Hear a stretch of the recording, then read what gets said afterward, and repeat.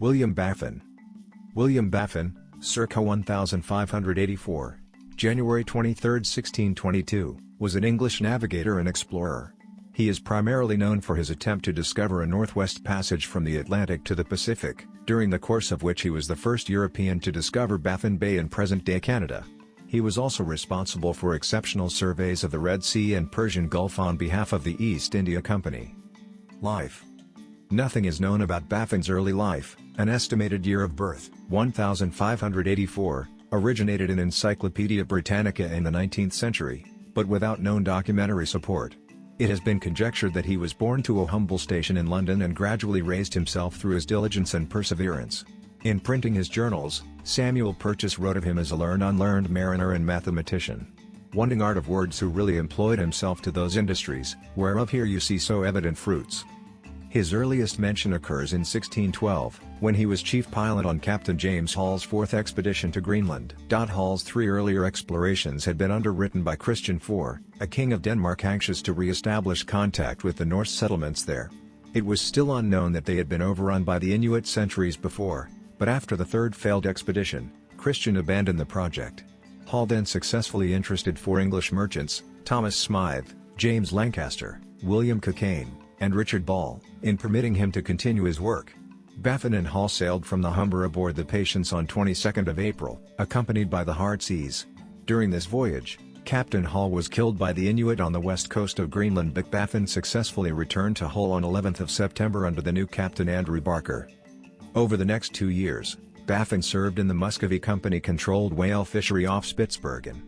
During the 1613 season, he served under Captain Benjamin Joseph as pilot of the Tiger, the flagship of the seven-vessel whaling fleet. In 1614, he and Joseph served on the Thomasini, amid a fleet of 11 ships and 2 pinnaces. Icy conditions precluded exploration to the north, but Baffin examined a considerable portion of Spitsbergen's coast, returning to London on 4th of October.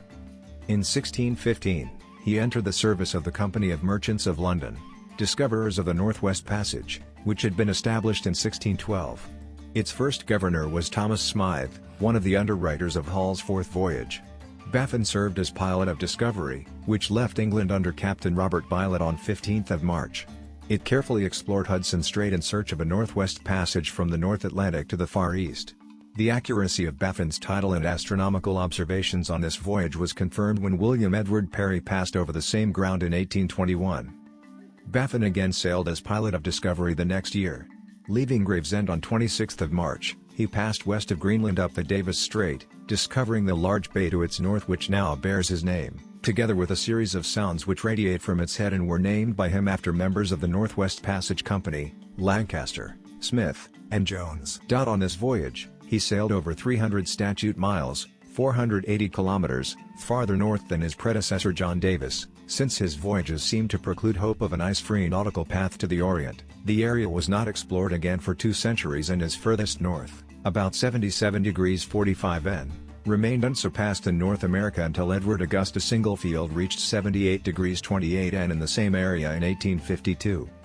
With the abandonment of projects for the Northwest Passage, Baffin took service with the East India Company, possibly with the intent of eventually discovering the passage from the western end. He left as master's mate to Andrew Schilling, captain of N Royal, on February 4, 1617. The fleet, under the command of Captain Martin Pring, reached Saldanha Bay on 21st of June and Surat in British India in September. Baffin's ship then performed separate service on runs to Mocha in Yemen and other ports of the Red Sea and Persian Gulf. Upon his return to London in September 1619, the company granted him special recognition for the valuable charts he had made during the course of his voyage. In 1620, he sailed east again as master of the London on the special recommendation of Captain Schilling, the commander of the expedition. Baffin left the Downs on 25th of March and reached Swally Roads on 9th of November. Hearing of a joint Portuguese and Dutch fleet searching for them, Schilling went in search of them. He was wounded in battle in the Gulf of Oman on 28th of December and died on 6th of January. A year later, the East India Company agreed to join the Persian assaults on the Portuguese fortresses on Keshm and Hormuz Islands in exchange for certain trade concessions. At Keshm off Bandar Abbas, he was sent ashore on January 23, 1622 to take measurements of the height and distance of the walls of Fort Caxom to assist the fleet's gunners. One of his contemporaries described his death. He was one of few English casualties. The garrison swiftly surrendered, and Anglo-Persian control of Keshm permitted the swift conquest of Ormuz, opening Persia to direct trade. His wife, reckoned a troublesome, impatient woman, forced the East India Company into court over her husband's wages and other claims. 3 years later, a settlement of £500 was agreed upon. Legacy. Baffin Bay and Baffin Island were named in William Baffin's honor, and he is responsible for the names of several of their features. His journals were the only account of several of his voyages. Excerpts were printed by Samuel Purchas in 1625, but Baffin's charts and hydrographic observations were omitted owing to the expense involved. All but one were subsequently lost, and in time Baffin's discoveries came to be doubted. He was, however, a hero to the explorer John Ross, who led an expedition in 1818 that confirmed Baffin's account in almost all particulars. Besides his geographical discoveries, Baffin is celebrated for the scrupulous accuracy of his many scientific and magnetic observations.